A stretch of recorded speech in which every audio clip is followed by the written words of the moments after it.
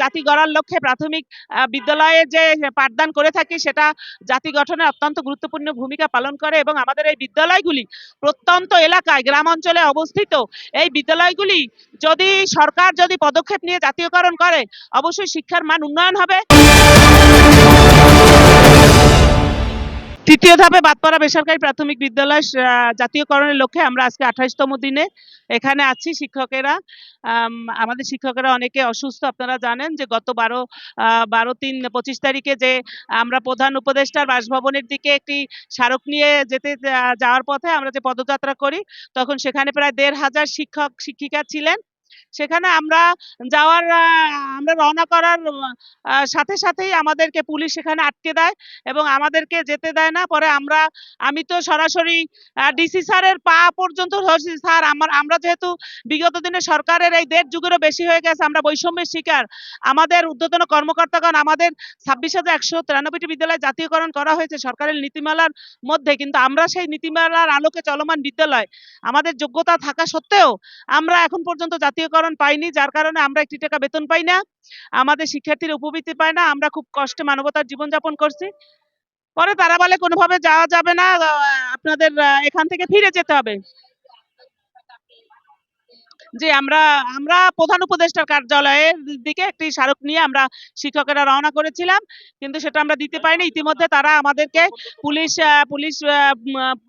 Police প্রশাসন আমাদেরকে জলকামান নিক্ষেপ করে, লাঠিচার্জ করে এবং নারী শিক্ষিকাদের পুরুষ পুলিশগণ হেনস্থা করে। আপনারা দেখেছেন বিভিন্ন মিডিয়ায়, এই যে আমাদের টানাটানি করছে, তাতে আমরা রমজান মাস শিক্ষকরা অনেক অসুস্থ হয়ে পড়ছি। প্রায় 1.5 শতাধিক শিক্ষক অসুস্থ হয়ে গেছে।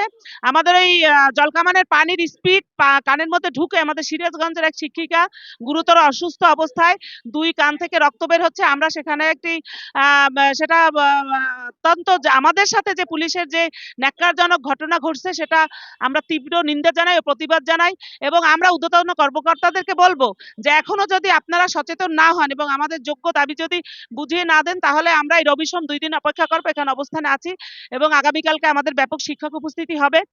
প্রয়োজনে আমরা মঙ্গলবারে আগামী 2 দিন পরে কঠোর থেকে কঠোর অবস্থান নিতে বাধ্য হব, যেহেতু আপনারা জানেন 4,500 অধিক বিদ্যালয়, প্রায় 20,000-এর উপরে শিক্ষক শিক্ষিকা আছে এবং আমাদের একজন শিক্ষকের পা ভেঙে গেছে, পুলিশ পাড়া দিয়ে তার পা ভেঙে দিয়েছে এবং আমাদের 3 জন শিক্ষককে আটক করেছে এবং সেই শিক্ষকদের মুখ চেপে ধরেছে, জামা ছিঁড়ে ফেলেছে, বিভিন্নভাবে লাথি, কিল, ঘুষি।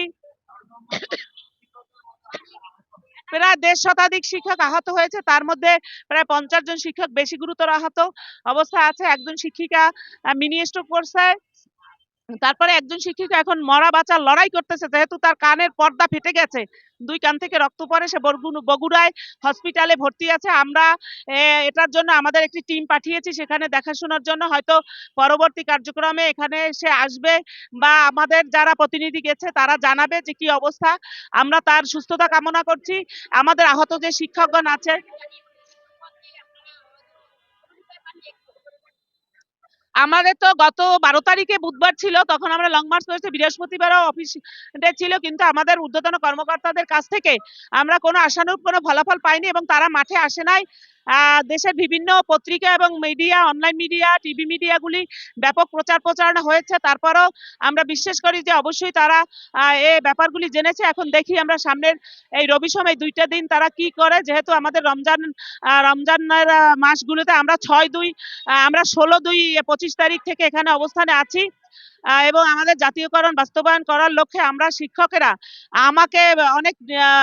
আমি অনেক নির্যাতিত হয়েছে, আমি রক্তাক্ত হয়েছি, ইনজুরি হয়েছি।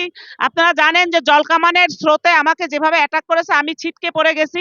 সেটা আপনাদের মিডিয়ার সব জায়গায় সেই প্রচার প্রচারণা হয়েছে এবং সেটা আপনারা দেখেন। এই যে আমাদের শিক্ষকদের যে লাথি মেরেছে সেটা আমি ধরতে গেছি, ওইখানে আমাদের শিক্ষক অ্যারেস্ট করে নিয়ে গেছে। পরে আমাদের প্রতিনিধি দল যে সন্ধ্যায় তাদেরকে ছেড়ে আনছে।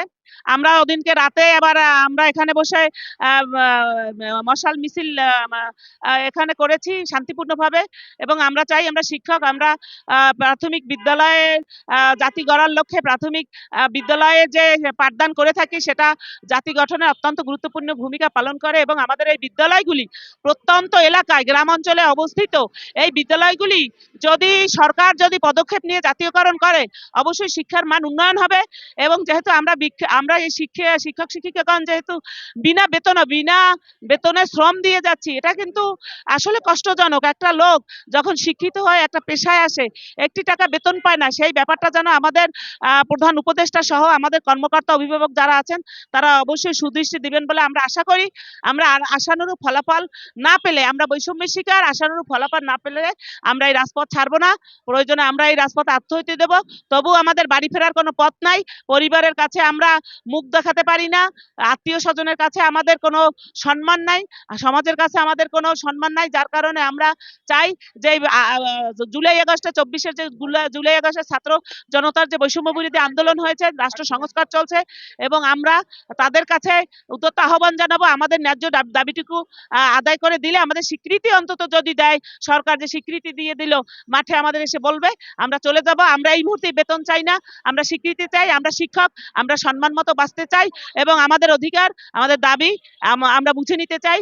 এবং আমাদের এই বিদ্যালয়গুলি জাতীয়করণ করা খুবই দরকার। এবং এই বিদ্যালয়গুলি জাতীয়করণ করা হলে এই শিক্ষকগণ, 20,000 অধিক শিক্ষকগণ বেকার সমস্যা থেকে মুক্তি পাবে এবং তাদের পরিবার নিয়ে দুমুঠো ডাল ভাত খেয়ে শান্তিপূর্ণভাবে বেঁচে থাকতে পারবে বলে আমরা বিশ্বাস করি। ইনশাল্লাহ আমরা আমরা আমরা শিক্ষক, আমরাও শান্তিপূর্ণ অবস্থান চাই। আমাদের আশানুরূপ ফলাফল আমরা পেলে এখান থেকে আমরা নিজ পরিবার এবং আমরা নিজ কর্মস্থলে ফিরে যাব। আমরা এই ওয়াদা করলাম।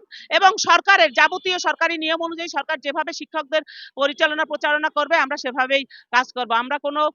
আমরা শিক্ষক, আমরা নিরপেক্ষ, আমরা পেশাজীবী মানুষ। আমাদের কোনো দল নাই। তার জন্য আমরা বলছি আমাদের দাবিটুকু যেহেতু যৌক্তিক, আমাদের দাবিটুকু দ্রুত মেনে নিয়ে সরকার যাতে আমাদের জাতীয়করণ বাস্তবায়ন করে, আমরা জাতীয়করণ বাস্তবায়ন চাই। ধন্যবাদ। তামান্না ইয়াসমিন, বাংলাদেশ বেসরকারি প্রাথমিক বিদ্যালয়ে মহিলা সম্পাদক, পিরোজপুর জেলা সদর জেলার উত্তর পূর্বটনা বেসরকারি প্রাথমিক বিদ্যালয়ের প্রধান শিক্ষিকা। এখানে 28তম দিন, আমি বলেছি বক্তব্যে 28তম দিন আমাদের চলছে। এর আগে আমরা এসেছি, যেহেতু আমরা আপনাদেরকে বলেছি যে 13 সালে যখন সরকারের ঘোষণা হয়েছে তখন স্কুলের সংখ্যা সেই সরকারের ঘোষণার নীতিমালার আলোকে প্রায় 30,000 প্লাস স্কুল ছিল। 26,193টি বিদ্যালয় জাতীয়করণ করে 3 ধাপে। এবং তৃতীয় ধাপে গেজেটে যখন আমরা থাকি না, সেই থেকেই আমরা বিভিন্নভাবে মানববন্ধন, অবস্থান কর্মসূচি, অনশন অবস্থান কর্মসূচি করেছি। এবং সচিব মহাপরিচালক মহোদয় এসে আশ্বস্ত করেছে আপনারা যান, আপনাদের দাবি যৌক্তিক, আমরা আপনাদের 6 মাসের মধ্যে জাতীয়করণ করে দেবো। সেই কথা বলেও তারা আমাদের জাতীয়করণ করেন নাই। যেহেতু আমরা সেইভাবে চলমান, সেই থেকে আমরা বিগত দিনে এই আন্দোলন, অবস্থান কর্মসূচি চলমান শান্তিপূর্ণভাবে সরকারকে জানিয়ে আসছি। এবং আমরা এবার বিশ্বাস করি যেহেতু দেশ সংস্কার চলছে, এই অন্তর্বর্তীকালীন সরকার আমাদের অন্তত আমাদের দাবি দাওয়াটুকু মেনে নিবেন এবং আমাদের এই নিজ পরিবারে ফিরে যাওয়ার সুযোগ করে দেবেন এবং আমাদের বেকার সমস্যা সমাধান করে আমাদের পরিবারগুলোকে সচ্ছল করে দুমুঠো ডাল ভাতের ব্যবস্থা করে দেবেন। ধন্যবাদ।